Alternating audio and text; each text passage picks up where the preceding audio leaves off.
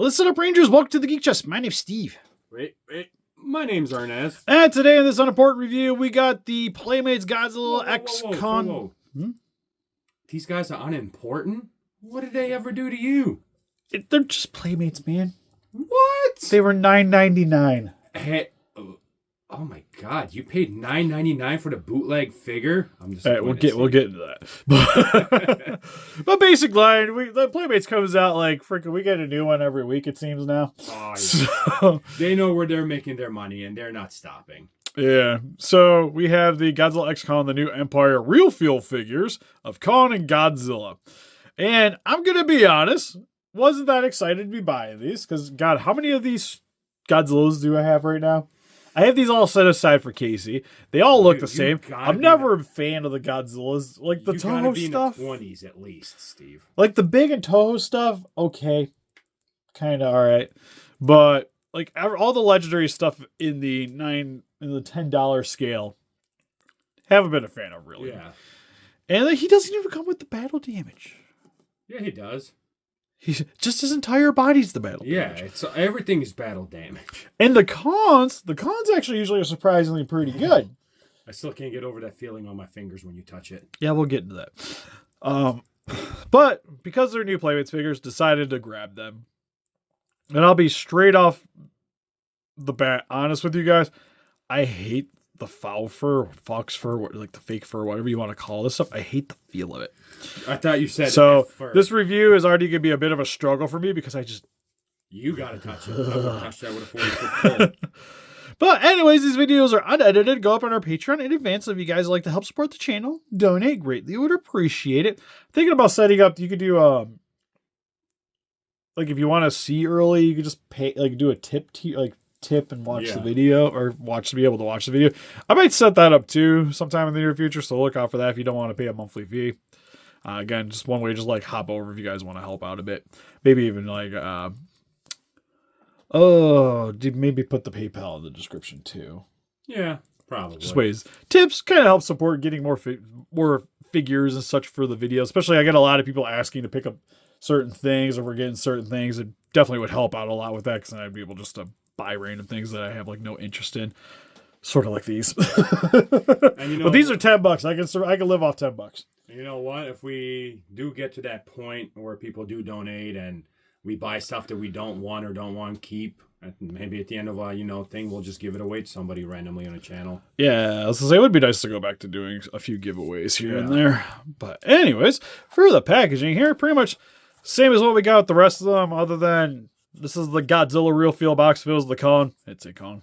Does it feel like a real box, Steve? It does feel like a real box. I'll say it could be plastic. We don't know. No, it's definitely cardboard.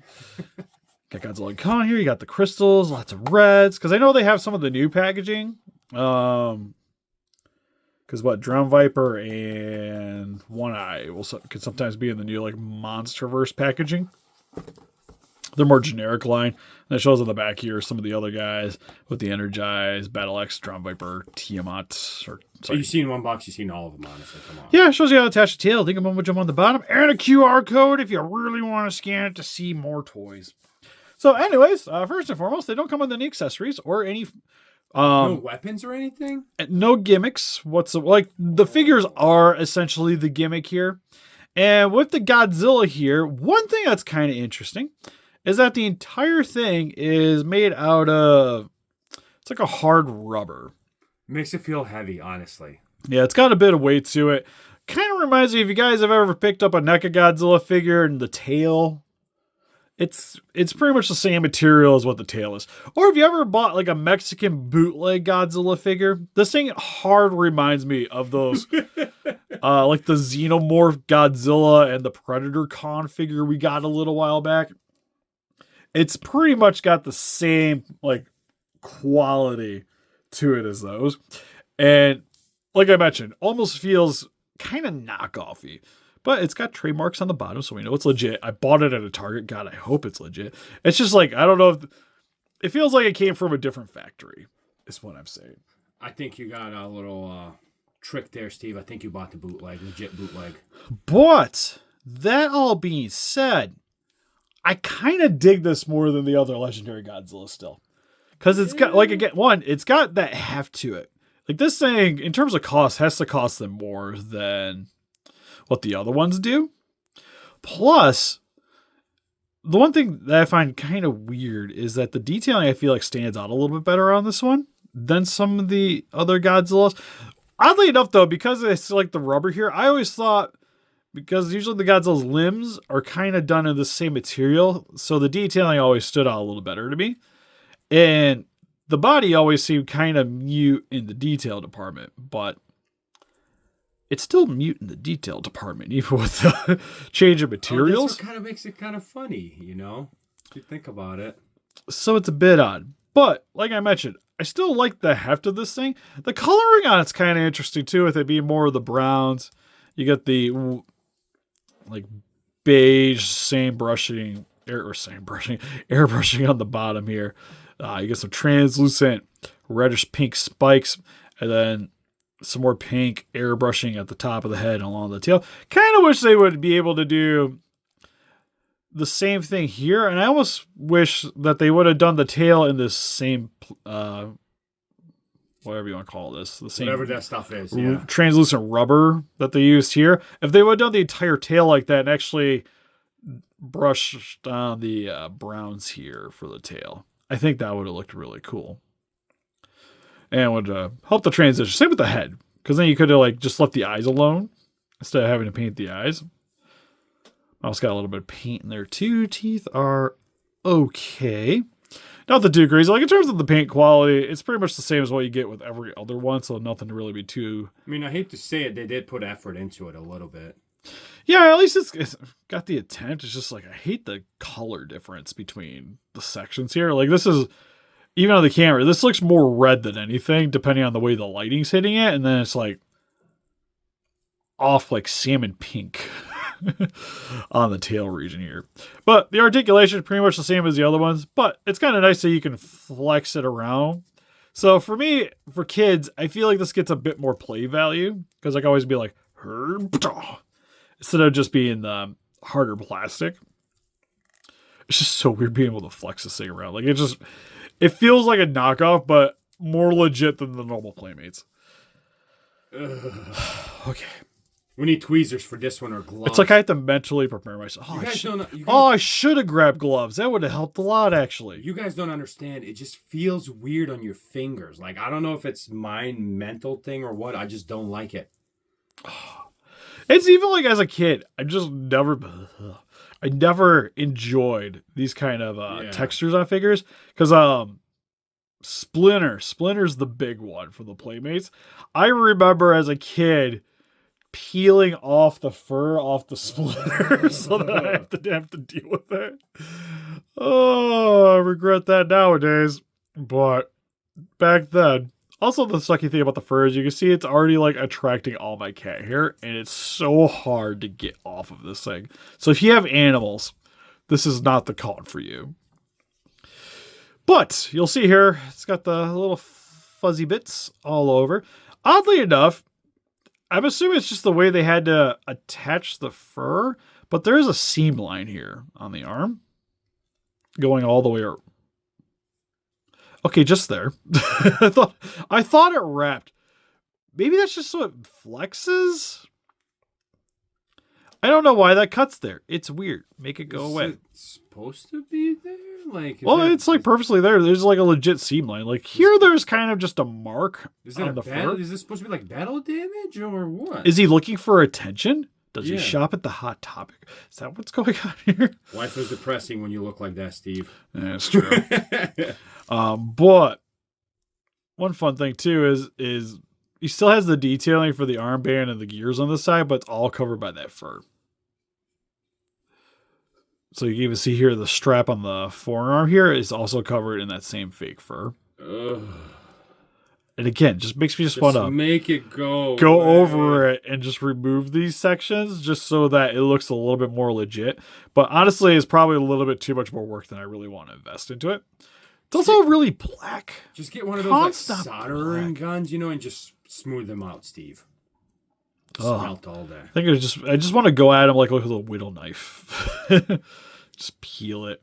Be like it puts the lotion on the skin. Or it gets the Arnes again. But I do like the contrast, though, here for the Beast Glove, though. With the yellows on the blacks. I think it does look really clean. Like, the glove itself stands out really well. It's just like, why? Why, God, why? Still got the plastic on the hands, though. It's got the scarring on the stomach section. Mouth. It's got a bit of a sneer. To me, it almost kind of reminds me more of like the 70s con. It does look like, I don't know, it doesn't look the same. The con with Jeff Bridges. They just put that arm on it. That's all they did. Yeah, it's just like, I don't know. It's an interesting idea, but I almost kind of wish it was just like the normal con with all the articulation with this fake fur over or whatever, instead of getting an entirely new figure that's less posable. Also, you get screw holes on the back here, which is interesting. Although I will say the straps on his back stand out really well. Like the muscle definition with the fur. I think it does stand out a little bit better. Also, he has a butthole.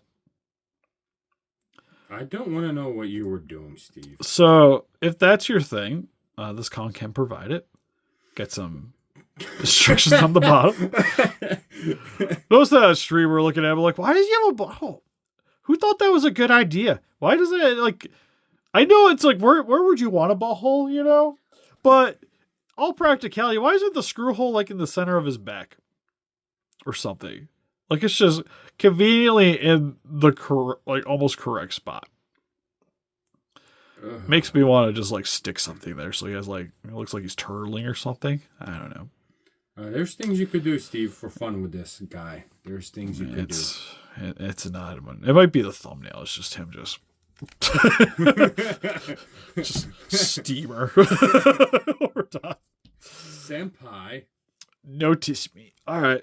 So anyways, are they worth picking up? No. Well, honestly, if you didn't have a Godzilla, this is probably the best one. At this point, who doesn't have a Playmates Godzilla? I still say preferably for me, if you're like looking for something unique to add to the collection, I think the rubber suit one's the best one. The Godzilla and a Godzilla. I can't justify it. It's not a good figure, but it's like, it's unique enough that I think it merits adding to a collection.